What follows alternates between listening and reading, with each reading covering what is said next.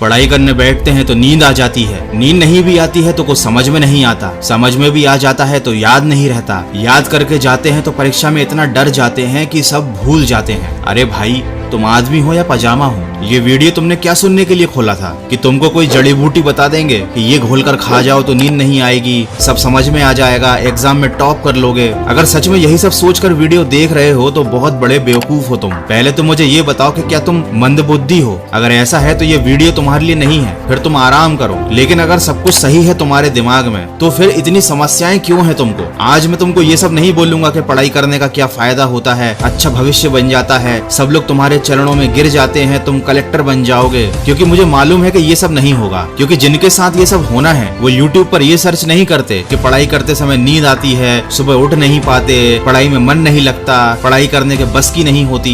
वो लोग या तो YouTube चलाते ही नहीं, क्योंकि उनका पूरा समय या तो पढ़ाई में निकलता है या फिर वो YouTube पर कोई पढ़ाई का टॉपिक समझ रहे होते हैं। और यहाँ आप हो कि खुद की समस्याओं से ही नहीं निकल पा रहे, अपनी प्रॉब्लम का सोल्यूशन भी आपको दूसरों से ही चाहिए। आप खुद नहीं पढ़ पा रहे हो, आपको नींद आ रही है तो ये तुम्हारे अंदर की समस्या है ना। जब समस्या तुम्हारे अंदर है तो उसे खत्म कौन करेगा? तुम करोगे या कोई और तुम्हारे शरीर के अंदर घुस तो नहीं जाएगा? तुम कोई मशीन तो नहीं हो कि लोग तुम्हारे अंदर घुस जाएंगे और तुम्हें सही कर देंगे, तुमको मोटिवेट कर देंगे। मोटिवेट उसे किया जाता है जो संघर्ष कर रहा हो, जो लगा हुआ हो जी जान से, फिर भी उसके साथ बुरा हो रहा हो, उसे मोटिवेट किया जाता है ताकि वो हार ना माने। तुम्हें क्या कोई मोटिवेट करेगा? तुमने तो शुरुआत ही नहीं की। हार मानना तो बहुत दूर की बात है। कड़वी लग रही होंगी, बुरी लग रही होंगी मेरी बातें, सच ऐसा ही है, इससे भी ज्यादा कड़वा और बुरा। जब ऐसे ही जिंदगी कटती रहेगी, सोते हुए, ऊँगते हुए, अलसाते हुए, और फिर जब सारे सपने टूटेंगे तब और भी ज्यादा बुरा लगेगा। फिर भी तुम चैन से ही सोना। इस नींद के चक्कर में ही तो तुमने अपनी ये हालत कर ली है। अपनी जिंदगी को इस मोड़ पर ले आए हो कि अब तुम्हें सोने के अलावा कुछ समझ में ही नहीं आता।